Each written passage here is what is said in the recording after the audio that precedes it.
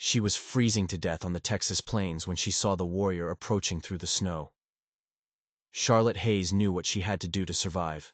She would offer him the only thing she had left, herself. But what the Comanche warrior said next would change everything she thought she knew about honor, love, and the price of freedom. The blizzard hit the Llano Estacado like the wrath of an angry god. One moment Charlotte was walking south, following what she hoped was the old trade route. The next, she couldn't see 3 feet in front of her face. The wind screamed across the flat prairie, driving snow horizontally with such force it felt like needles against her exposed skin. She stumbled back to her overturned wagon, the only shelter for miles in any direction. Her husband David had been dead 6 months. The farm in Missouri was sold. Everything she owned had scattered across a 1/4 mile of frozen prairie 3 days ago, when her wagon wheel hit a prairie dog hole and snapped the axle clean through. Her horse had bolted during the accident, disappearing into the vast emptiness. She'd been walking for 2 days when the storm caught her in the open. Now she was going to die. Her lips had turned blue. She couldn't feel her feet. Ice crystals formed on her eyelashes with each blink. Death was coming slow and inevitable, and there wasn't a damn thing she could do about it. That's when she saw him. At first, Charlotte thought the cold was making her hallucinate. But the figure grew more solid with each passing moment, moving through conditions that should have been impossible to navigate. A Comanche warrior on a paint stallion, his massive buffalo robe making him look like some kind of ancient god emerging from the storm. Charlotte's heart hammered. She knew the stories. White women taken in raids. Women who disappeared forever. But she was dying anyway. At least with him there was a chance, however slim, that she might live to see another sunrise. She forced herself to stand, using the wagon wheel for support. The wind threatened to knock her over, but she stayed upright through pure stubborn will. When she spoke, her voice was hoarse from the cold, but carried clearly enough. "Please," she called out. "I'm dying here. I'll give you anything you want in exchange for shelter. Anything at all." She paused, then added with desperate honesty, "I have nothing left except myself." The warrior studied her for a long moment. His dark eyes were sharp and intelligent, reading the terror and determination written across her face. Charlotte waited for demands, for humiliation, for the kind of transaction that would leave her alive, but forever changed. Instead, the warrior spoke in perfect English that shocked her to her core.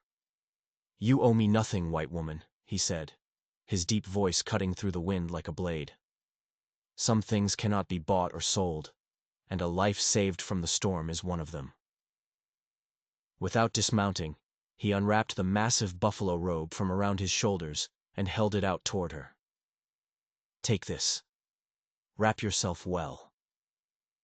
Charlotte stared at him in disbelief. She'd been prepared for the worst.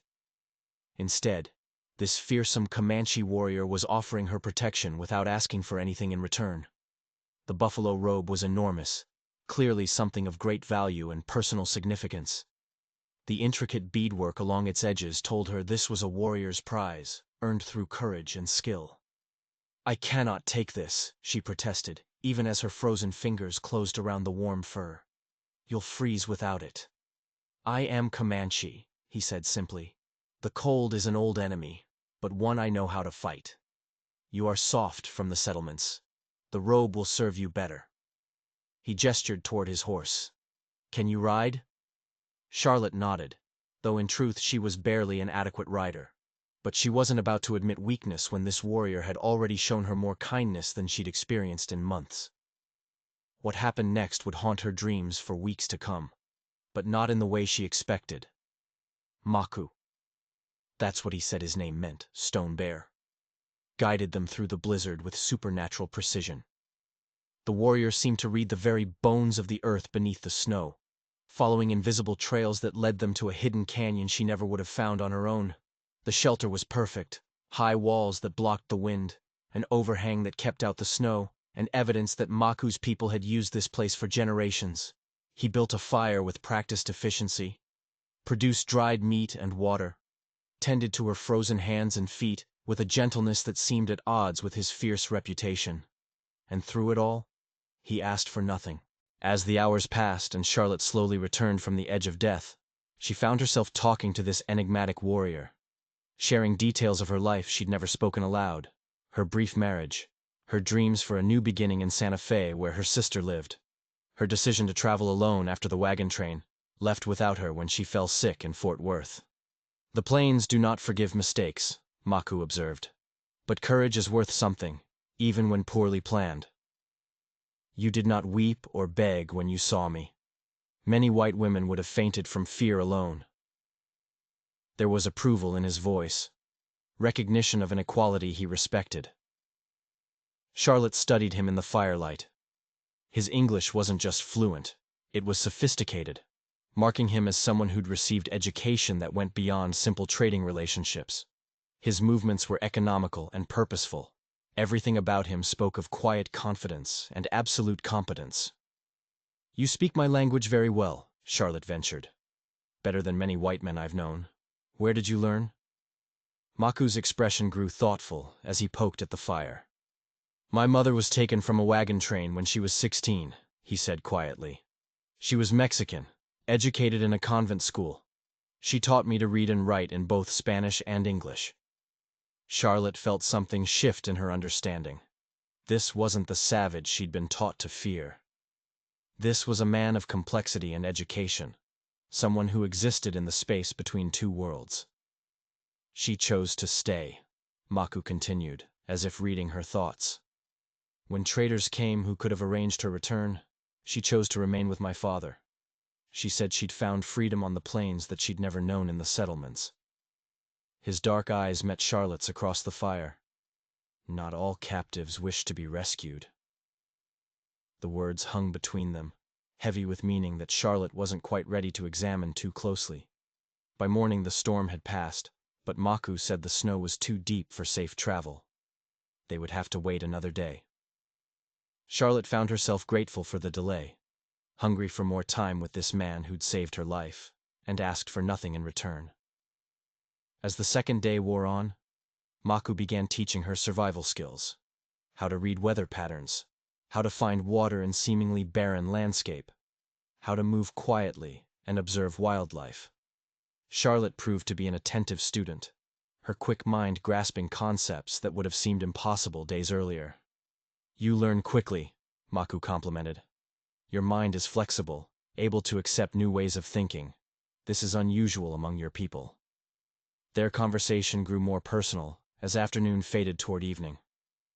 Charlotte described her marriage to David Hayes, the loneliness that had consumed her after his death, her desperate flight from a life that felt like slow suffocation. "The loneliness would have killed me anyway," she admitted. "Living surrounded by people who treated me like half a person now that David was gone. Women pitying me. Men either avoiding me or making suggestions that were less than honorable." Maku nodded slowly. "Among my people, a woman's value is not determined by her relationship to any man, but by her own skills and character." The words planted seeds that would blossom into impossible dreams. On the morning of the third day, they prepared to leave. Maku said he would take her to a trading post 2 days' ride south, where she could find transportation to continue her journey to Santa Fe. Charlotte felt an unexpected pang at the thought of leaving. In less than 3 days, this warrior had shown her more genuine respect than she'd experienced in months among her own people. "What if I chose not to continue to Santa Fe?" she asked quietly, surprising herself with her own boldness. "What if I decided my original plan was based on running away rather than moving towards something better?" Maku studied her face in the firelight. When he spoke, his words were carefully chosen. "That would depend on what you chose to move toward instead," he said finally, "and whether such a choice would bring you happiness or merely a different form of loneliness." His dark eyes held hers. "Some bridges once crossed cannot be uncrossed." They rode together through the transformed landscape, the snow creating a world of pristine beauty. During their midday rest, Charlotte made a discovery that would shatter everything she thought she understood. While Maku watered the horses, a leather-wrapped bundle worked loose from his saddlebags. Books spilled onto the snow. Works of philosophy and literature that suggested a depth of education far beyond what she'd imagined possible. One volume in particular caught her attention: Paradise Lost, Charlotte whispered, picking up the book with trembling hands. Her own name was written in faded ink on the inside cover. This was her personal copy, one of several treasured volumes she'd been forced to sell in Fort Worth 3 months ago when David's medical bills consumed their savings. Maku returned to find Charlotte staring at the book with tears streaming down her face. "How do you have this?" she asked, her voice barely above a whisper. The warrior settled beside her in the snow, his movements deliberate and careful. When he spoke, his words carried the weight of truth that couldn't be avoided. "I was in Fort Worth when you sold your belongings," Maku said quietly. "I watched you trying not to weep as you parted with your books. The trader was offering far less than their true value." Charlotte stared at him as understanding flooded through her like ice water. "You bought them," she said. "You bought my books, and paid what they were actually worth." Maku nodded. "I told myself I was simply making a good trade, but the truth was more complicated. Something about your courage spoke to me." The revelation reframed everything. "You followed me," Charlotte said. "When I left Fort Worth alone, heading west against all advice, you followed to make sure I'd be safe." Maku's silence was answer enough. "Why?" Charlotte demanded. "Why would you risk so much for someone you didn't even know?" The warrior was quiet for a long time before answering. "In our culture, there are stories of spirits who take human form to test the character of mortals," he began slowly. "When I saw you in that trading post, something whispered that I was facing such a test." He paused, then continued even more quietly. "But it was more than spiritual duty. There was something about your bearing, your refusal to surrender dignity even in desperate circumstances, that reminded me of my mother. That same quality of inner strength." Charlotte felt tears threatening again, overwhelmed by what his words revealed. "There is something else," Maku said, hesitation evident in his voice. "Something about why my mother chose to remain with the Comanche, rather than return to her own people." What he described next challenged every assumption Charlotte had made about captivity and choice. Maku's mother hadn't simply adapted out of necessity. She'd found genuine freedom among the Comanche, the kind of respect and autonomy that her original culture had never offered. "She became a respected medicine woman," Maku explained with pride. "Her knowledge made her valuable to the entire band. People sought her advice not because she was someone's wife or mother, but because of her own skills and wisdom. She said it was the first time she felt truly seen for who she was." The story resonated painfully with Charlotte's own experience. "She also told me that love found in freedom was different from love imposed by circumstance," Maku added quietly. "That choosing to remain with someone because you valued their character was not the same as having no choice but to remain." Charlotte understood what he was really saying, what he was really offering. "You're telling me this for a reason," she said carefully. "You want me to understand there might be alternatives to the life I'd planned." Maku nodded, his dark eyes serious and intent. "I wanted you to understand that such choices are possible, that they have been made before by women who found courage to follow their hearts." "And what of you?" Charlotte asked, meeting his gaze directly. "What would you be choosing if I decided to explore such possibilities?" The warrior's response revealed depths of feeling he'd kept hidden. "It would mean I'd found the woman I want to spend my life with," he said simply. "Not because circumstances threw us together, but because in you, I've discovered someone whose mind matches mine, whose courage I admire, whose company makes me believe happiness is possible." Charlotte's heart hammered against her ribs. This wasn't casual attraction. This was something that could reshape entire lives. "Among my people, marriages based on mutual choice and respect are honored above those arranged for advantage," Maku continued. "If you chose to join your life to mine, you would not be a captive but a partner valued for your own strengths." The offer was everything Charlotte had never dared to dream of, but it was also a choice that would cut her off forever from everything familiar. "I need time to think," she said finally, though her heart had already decided. But time was one thing Charlotte wouldn't get. They reached McGreedy's trading post the following afternoon. The bustling establishment sat like a fortress on the windswept prairie, serving traders, trappers, and travelers from a dozen different backgrounds. Angus McGreedy himself greeted Maku warmly, the two men clearly having a history of successful trading relationships. Charlotte had barely settled at a corner table when she noticed three men at the bar whose presence made her blood run cold. Even with their backs turned, she recognized the expensive cut of their clothes and the arrogant way they carried themselves. Vincent Castellanos' enforcers had found her trail again. The lead man was Sullivan, a cold-eyed professional whom Charlotte remembered from Vincent's inner circle. Someone who took pride in his ability to find people who didn't want to be found. He was showing her photograph to anyone willing to look, working his way methodically around the room. Maku sensed her fear immediately. "Friends of yours?" he asked quietly, his hand moving closer to the knife at his belt. Charlotte shook her head, her voice barely above a whisper. "Enforcers sent by the man I was supposed to marry in Boston. They've been tracking me for months." Fear and anger warred in her chest as she watched Sullivan slowly work his way toward their table. She'd been fleeing Vincent Castellanos since leaving Boston, running from a marriage that would have been nothing more than legal slavery. Vincent was a railroad magnate with political connections that stretched all the way to Washington. His money and influence made him virtually untouchable. What happened next unfolded with shocking speed. Maku's mind worked through possible responses with tactical precision. "How many exits does this building have?" he asked McGreedy quietly. "3 ways out, plus a root cellar that connects to the stable through a tunnel," the Scotsman replied. "But hiding won't solve the fundamental problem. These men won't give up and leave."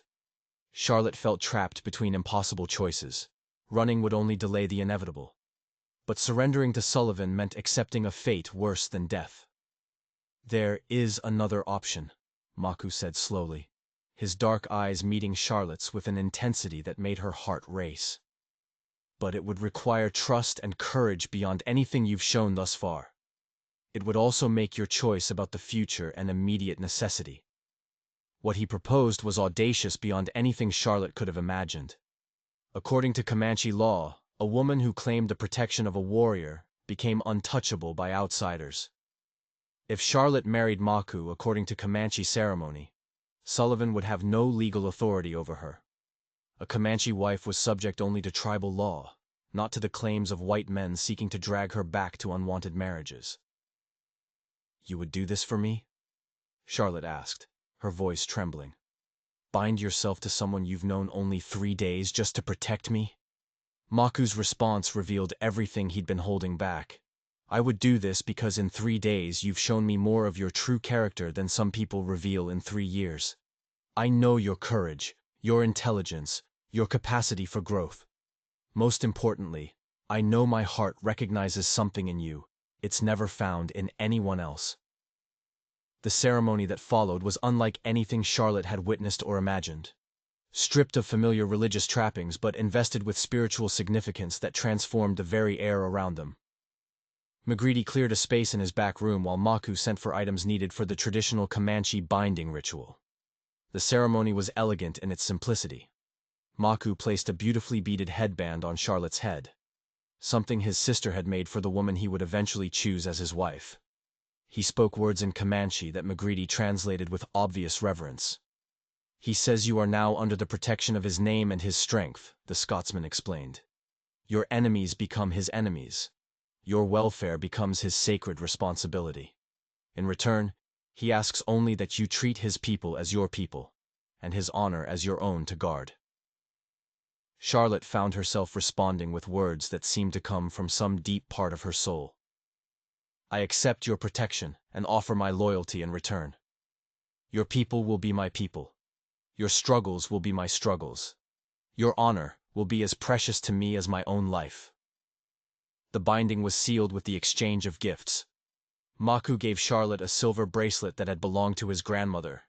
She offered him the one thing of value she still possessed, a gold locket containing her mother's photograph. As the brief ceremony concluded, Charlotte felt a profound sense of transformation. She was no longer Charlotte Hayes, desperate widow fleeing an unwanted marriage. She was something entirely new. Sullivan and his companions chose that moment to enter the back room, their search having finally led them to the right location. The lead enforcer's cold smile faltered when he saw Charlotte wearing Comanche ceremonial attire and standing beside a warrior whose presence radiated barely controlled danger. "Mrs. Hayes," Sullivan said formally, "Mr. Castellano has been very concerned about your welfare and has authorized me to escort you safely back to Boston." Charlotte stepped forward, her newfound status giving her courage she'd never possessed before. "I'm afraid you're mistaken, Mr. Sullivan. There is no Mrs. Hayes here. Only the wife of Maku Penateka, bound to him according to the laws and customs of the Comanche nation. Your employer has no claim on someone who no longer exists under the name he seeks." Sullivan's face darkened as he realized his careful plans had been rendered meaningless. "Castellano won't accept this charade," he snarled. "He'll find a way to drag you back." Maku moved with fluid grace, his knife appearing in his hand as if by magic. "The lady has made her choice according to law and custom that predates your employer by centuries," the warrior said calmly. "Any attempt to interfere will be met with appropriate resistance." What followed was a tense standoff that could have erupted into violence. 3 armed men facing a Comanche warrior whose reputation had preceded him. McGreedy positioned himself to support Maku, while other patrons began taking notice. Sullivan's tactical assessment quickly revealed the hopelessness of his position. Outnumbered, in hostile territory, with no legal authority to justify action against a lawfully married woman. "This isn't over," Sullivan promised as he signaled his men to withdraw. "Castellano has a long memory and longer reach. Distance won't protect you forever." Charlotte felt Maku's hand on her shoulder, steady and reassuring. "Let them report back," she said with quiet determination. "Charlotte Hayes died in the blizzard. Vincent Castellano has no power over the woman who survived." But Charlotte's transformation from refugee to warrior's wife would face tests she couldn't possibly anticipate. Tests that would require every ounce of courage she possessed, and then some. The journey to Maku's winter camp took 2 days through country so vast and empty, it seemed to swallow all sense of human scale. Charlotte rode behind Maku, wrapped in the buffalo robe that had saved her life, watching the landscape transform as they moved deeper into Comanche territory. The winter camp of the Penateka band spread across a protected valley like a small city. Smoke rose from dozens of buffalo-hide teepees, while the sound of children's laughter mixed with voices of women working and men discussing the day's concerns. Charlotte felt her breath catch as they crested the ridge overlooking Maku's people. This was real now. Undeniable and immediate. War Eagle's Lodge dominated the center of the camp, its massive size and elaborate decorations marking it as the dwelling of absolute authority. Intricate paintings covered the hide walls, depicting battle scenes and spiritual visions that told the story of the chief's rise to power. Maku's arrival with a white woman created an immediate stir. Warriors emerged from their lodges while women paused in their work to stare at this unprecedented sight. Charlotte could feel the weight of dozens of eyes upon her. Some curious, others openly hostile. "Remember, you are no longer a guest, but family," Maku murmured as they dismounted. "Hold your head high and meet their eyes directly. Show them the courage that made me choose you." War Eagle himself emerged from the Great Lodge. At 60 years old, the chief still possessed the bearing of a warrior in his prime, his weathered face marked by scars from countless battles. His dark eyes assessed Charlotte with the calculating gaze of someone accustomed to making life-and-death decisions based on first impressions. What Charlotte hadn't anticipated was the series of formal tests that Comanche custom demanded of any woman seeking acceptance into the band. Trials designed to determine whether she possessed the skills and character necessary for survival in their harsh world. The first challenge came from Singing Bird, Maku's sister and the camp's most respected medicine woman. "She must prove she can contribute to our welfare rather than simply consuming resources," Singing Bird announced in lightly accented English. "A Comanche wife must be able to tend the sick, preserve meat, work hides, and defend herself. We cannot afford passengers in this life." The hide-working test proved brutal. Charlotte had to scrape, stretch, and prepare buffalo hide using traditional tools that bore no resemblance to anything from her previous experience. Her soft hands blistered quickly, but she persisted with determination that gradually won grudging approval from the watching women. More difficult was the medical knowledge test, where Singing Bird presented hypothetical injuries and illnesses to diagnose and treat. Charlotte's limited experience proved insufficient for many scenarios, forcing her to admit ignorance that could have been interpreted as incompetence. "You know nothing of our ways," observed Spotted Hawk, War Eagle's youngest wife. "How can you claim to be worthy when you cannot even identify plants that stop bleeding or reduce fever? You will be a burden that weakens us all." Charlotte's response surprised everyone present, including herself. Instead of defensive anger or tearful collapse, she drew upon reserves of determination that had carried her through the loss of her husband and desperate flight from Boston. "You're right that I know nothing of your ways," she said clearly. "But I'm here to learn, not to pretend knowledge I don't possess. Teach me what I need to know, and I'll prove worthy of the instruction." Her humility disarmed much of the hostility. The turning point came when Broken Arrow, an elderly warrior whose legs had been crushed in a buffalo hunt years earlier, asked Charlotte to read aloud from one of the books Maku had acquired with her belongings. Charlotte's clear voice carried across the lodge as she read passages from Shakespeare and Milton. The rhythm and beauty of the language created a spell that held her audience transfixed despite their inability to understand every word. When she finished, Broken Arrow spoke slowly. "In the old days, we had storytellers whose voices could paint pictures in the mind. This is the same gift preserved in the white man's talking leaves. Such ability has value beyond making clothes or mixing medicines." His endorsement carried significant weight within the community. Singing Bird's attitude began to shift as she recognized opportunities Charlotte's unique skills might provide. "Could you teach our children to read the white man's marks?" she asked with growing interest. "As the world changes, such knowledge might prove essential for our survival."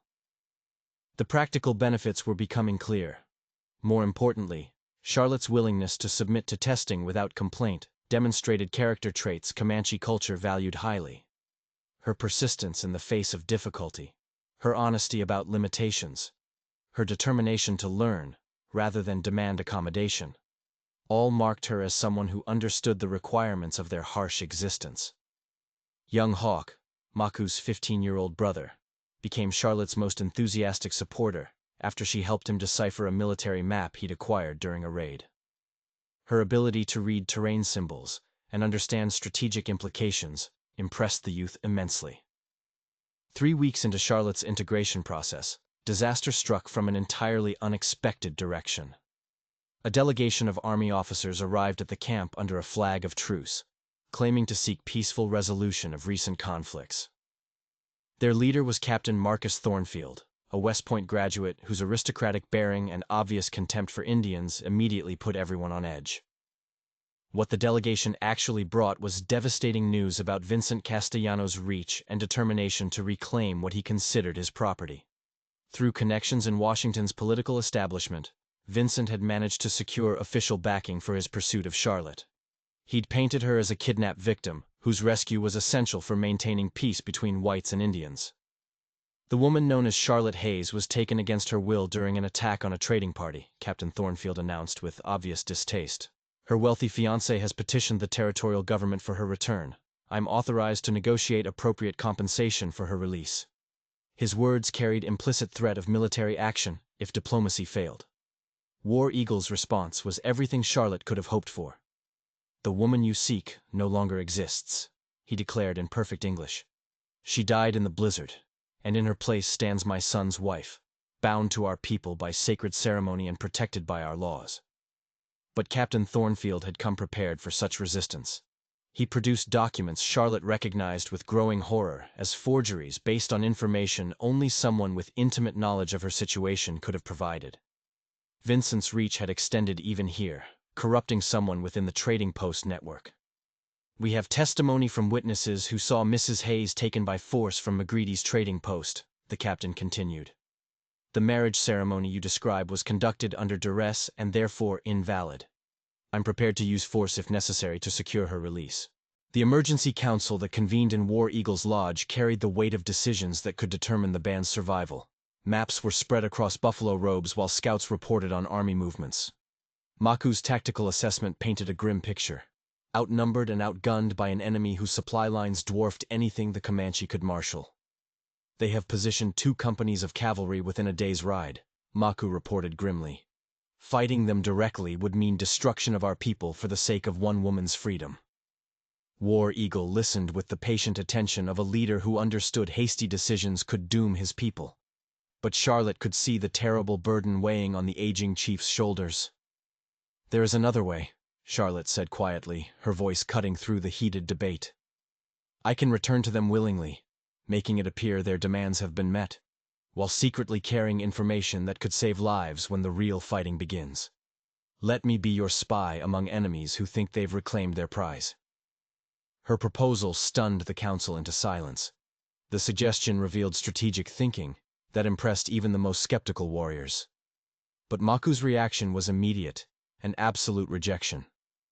"I will not send my wife back to the man who would have enslaved her," he declared.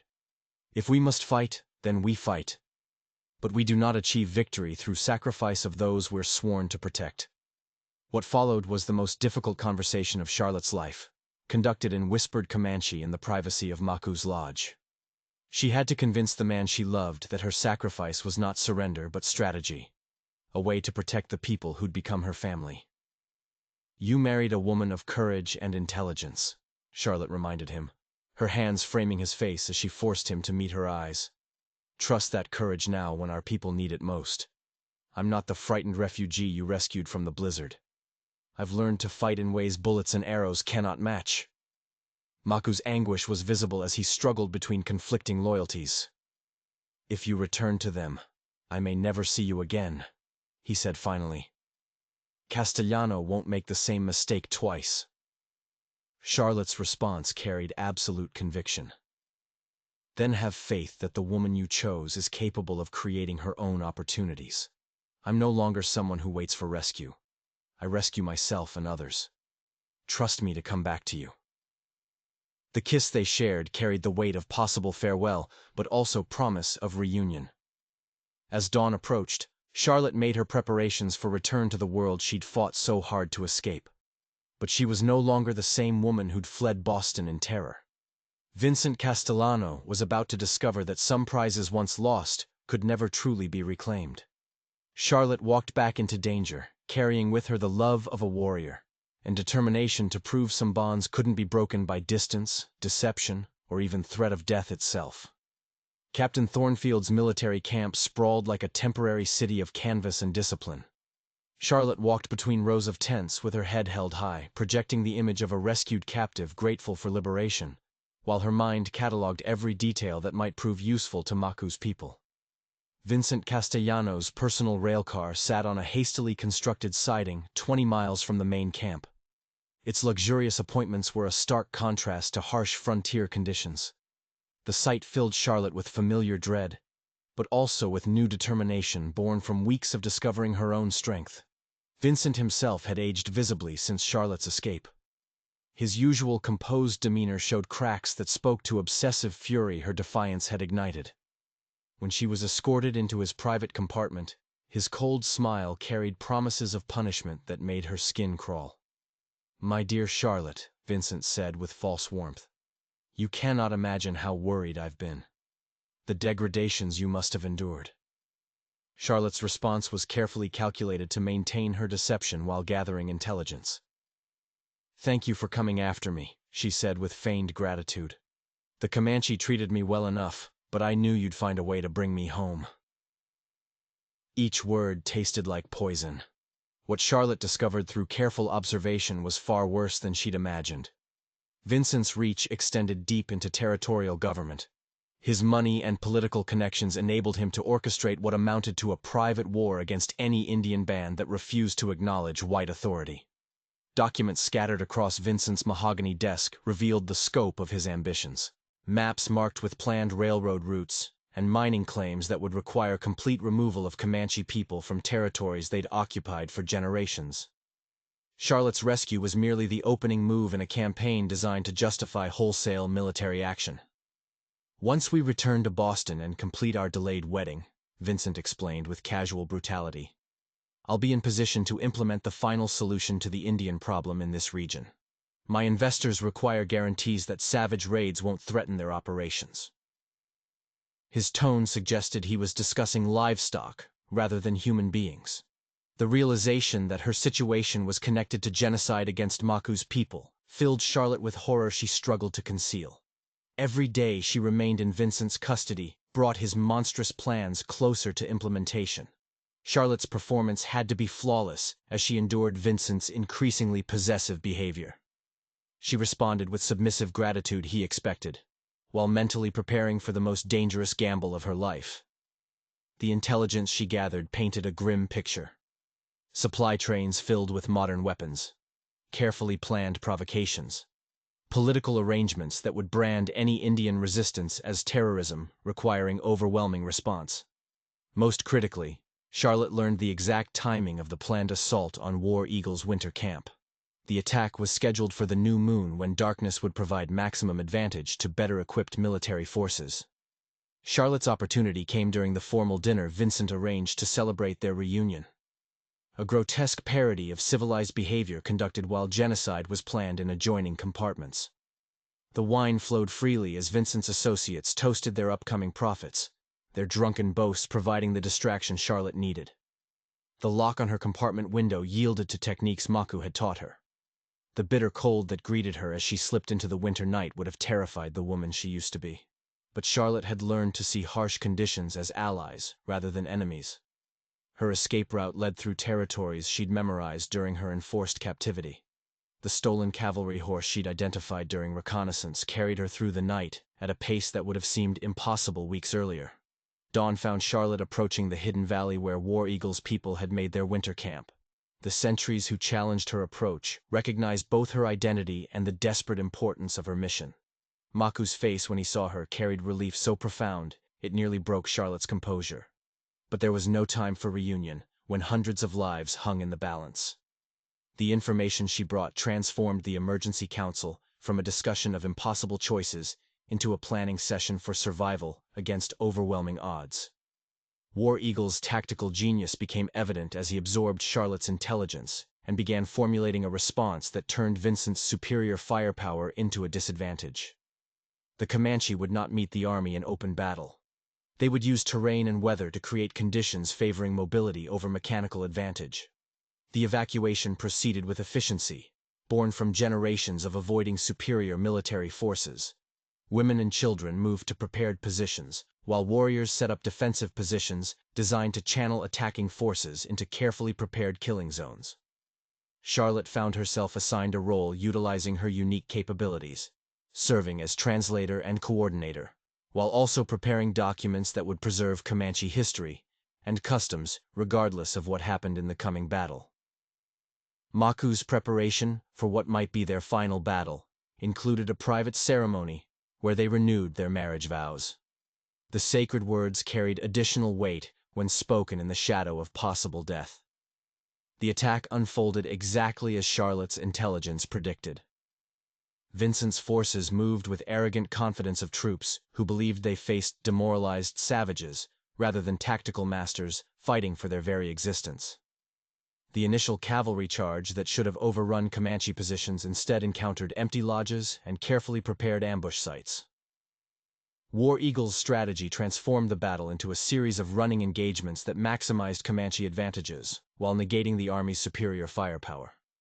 The winter landscape that had nearly claimed Charlotte's life now served as ally to those who understood its secrets. The final confrontation between Charlotte and Vincent came through the chaos of battle. When the desperate railroad magnate found himself cut off from his escort and face to face with the woman whose defiance had destroyed his carefully laid plans. "You could have been a queen in Boston society," Vincent snarled as he cornered Charlotte in a rocky outcropping, his expensive revolver trained on her. "Instead, you chose to play savage with these animals." Charlotte's response carried quiet authority of someone who'd discovered her true self through trials that would have broken a weaker spirit.